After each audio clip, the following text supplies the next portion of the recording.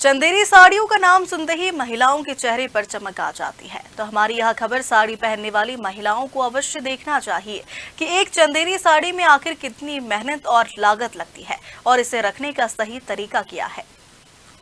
चंदेरी साड़ी ने आकर्षक डिजाइन और बेहतर क्वालिटी के लिए न सिर्फ भारत बल्कि दुनिया भर में अपनी पहचान बनाई है। चंदेरी साड़ी में आखिर कितनी मेहनत और लागत लगती है और इसे रखने का सही तरीका क्या है, यह हमने जाना चंदेरी हैंडलूम पार्क में अपना लूम चला रही साड़ी निर्माता वसीम अंसारी से, जो अपने पैतृक काम को आगे बढ़ा रहे हैं। ये चौथी पीढ़ी में काम कर रहे हैं और पांचवी पीढ़ी भी साड़ी निर्माण में आ चुकी है। साड़ी निर्माण बुनकरों के आगमन का इतिहास भी वर्तमान में बांग्लादेश की ढाका से जुड़ा हुआ है। जो खबर मध्य प्रदेश आपके लिए लाया है चंदेरी साड़ियों का इतिहास। आप भी जानिए चंदेरी साड़ियों का इतिहास क्या है। भाई साहब, क्या शुभ नाम है आपका? वसीम अंसारी सर। वसीम अंसारी जी, ये जो आपने लूम लगा रखे हैं, ये आपके यहाँ पैतृक काम है या अभी काम है सर हमारा? कब से चला आ रहा है ये सर पीढ़ी दर पीढ़ी, मैं चौथी पीढ़ी में हूँ, वो मेरा भतीजा है, पांचवी पीढ़ी में लगा है, चल रहा है, तो यही काम है। आप एक बात बताएं, यहाँ एक पुरानी किदवंती और कहावत भी है कि यहाँ की लेडीज़ों को काम नहीं करने दिया जाता था, उनके नाखून बड़े रखे जाते थे ताकि वो साड़ी बुन सके। काम इसलिए नहीं करने दिया जाता था कि उनके नाखून ना टूटे। क्या ये सही है? क्या सही बात है। क्या था वो पूरा वाक्य? धागा आता था उसमें, तो नाखून में से एक गड्ढा करते थे, उसको काटा जाता था नाखून में से, मतलब उसकी जो है फिनिशिंग दी जाती थी। तो नाखून में से एक गड्ढा करके वो धागे को निकाल के और फिर उसको ऐसा फराई जाती थी। लेडीज काम नहीं करती थी पहले, तो हमने सुना है, मतलब देखा तो नहीं है, सुनते हैं। यहाँ आपका कितना प्रोडक्शन हो जाता पड़? यहाँ इसके अंदर पट्टी में तो सर दिखाया, अगर ऐसे देखें पट्टी के हिसाब से तो 1-2 साड़ी हो पाती है।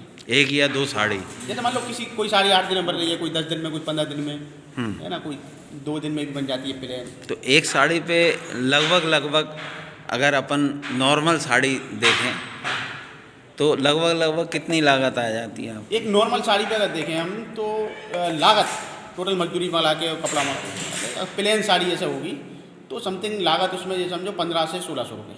1500-1600 रुपये, मतलब वो बाद में आप 2000 रुपये के करीब सेल आउट करते हैं। ठीक है, इसके लिए धागा कहाँ से प्राप्त होता है आपको? धागा जैसे हमारा 3 जगह से आता है धागा। सिल्क का धागा आता है बेंगलोर से, है ना, और कॉटन का आता है कोयम्बटूर से, और जरी का जो धागा आता है वो गुजरात सूरत से आता है। सूरत से आता है। तो यहाँ कारीगरों का परफेक्शन बराबर मिलता है आपको? साड़ियों में कोई कंप्लेंट तो नहीं आती? नहीं, थोड़ी बहुत तो देखो हैंडलूम में कंप्लेंट आती है सर, तो वो अपना प्रयास रहता है कि उसको। अभी तक आपने हाईएस्ट कितनी प्राइस की साड़ी बना दी है? अभी तक तो सर हमारे अभी इसमें ये समझो आप 40-50 हज़ार तक की तो है। जैसे एक और हमारी पुरखों की निशानी है, तो आज की तारीख में अगर देखा जाए वो, उसमें सोने के तार लगे हुए हैं कुछ, तो 1.5-2 लाख के तो सोने के तार हैं उसमें। बहुत पुरानी साड़ी रहती है, मतलब 50-60 साल पुरानी है।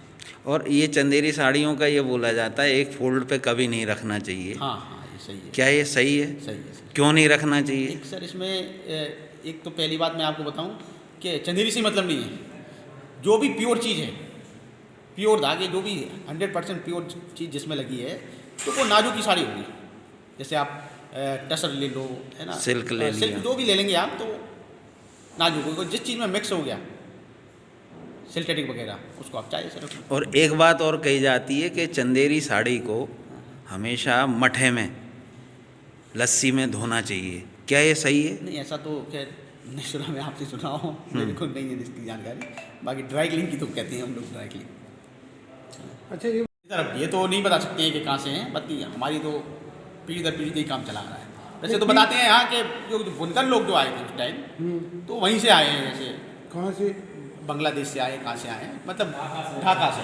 ढाका से? हाँ, पहले बुनाई का काम तो वहीं चलता था। तो कौन सी महारानी, कौन सी राजा आपको यहाँ पे लेके आए थे? अब सर इतनी अंदर तो अपन इतिहास नहीं बता सकते कैसे क्या है। अशोकनगर से सुनील तनेजा की रिपोर्ट।